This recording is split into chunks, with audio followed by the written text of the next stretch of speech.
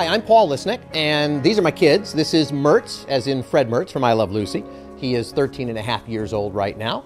And this is Matthew. Matthew is 2.5. Both of them are rescue dogs. Mertz from Anti-Cruelty Society, Matthew from Paws, Chicago. And they get along quite well.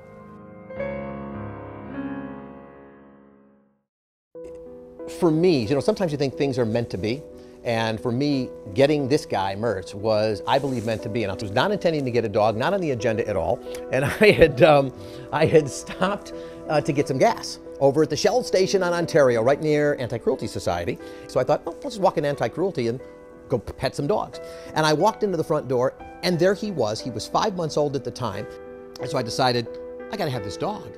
On a day I wasn't looking for a dog I never expected to get. I mean, a nearly pure-bred dog at Anti-Cruelty at 5 months old, perfect.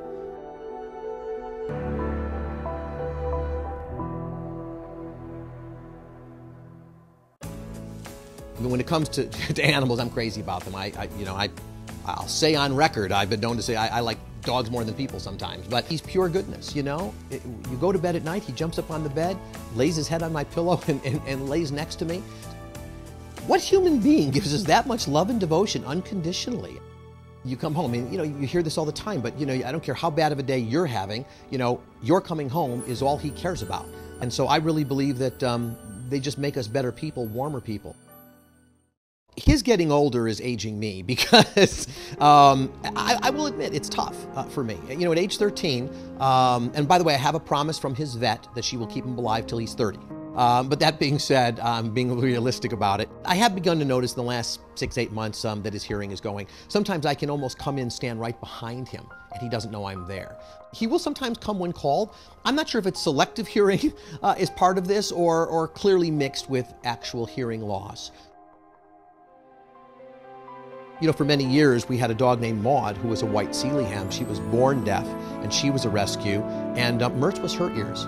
It was amazing that for all the years she was around, if somebody was at the door or something like that, Mertz would bark, he would hear it, and she would get to the door before him.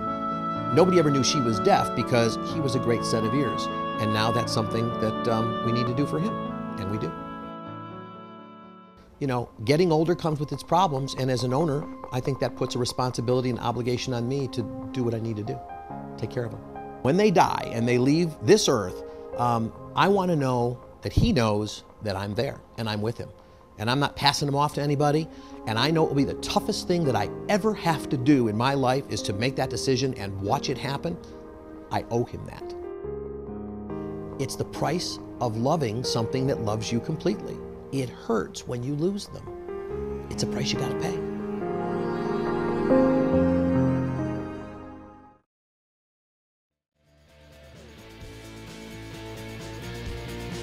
I would have one piece of advice for people who have an older dog or are thinking of taking in and adopting an older dog, which is a great thing to do. When we had to put Maud to sleep, Mertz was there. At that time, he was the younger dog. Having a younger dog around, I think, is great energy both for them and for you. I suppose it says something about me and my values when you realize that I have portraits of my dogs on the wall. But it just illustrates how important they are to me and to my partner myself. I mean, they're human kids to us in many ways. The joy is always there. For me, Mertz, Matthew, and Maud have provided joy from the day they were in the house till the day that they leave me. They will always be an incredibly important part of my life. And I believe that we owe everything we can possibly do to them to give them the best quality life, to give them the best health care, to find whatever resources we can to make sure that they're okay. They need us, they trust us, they rely on us. I don't think I've ever had a better friend than these guys.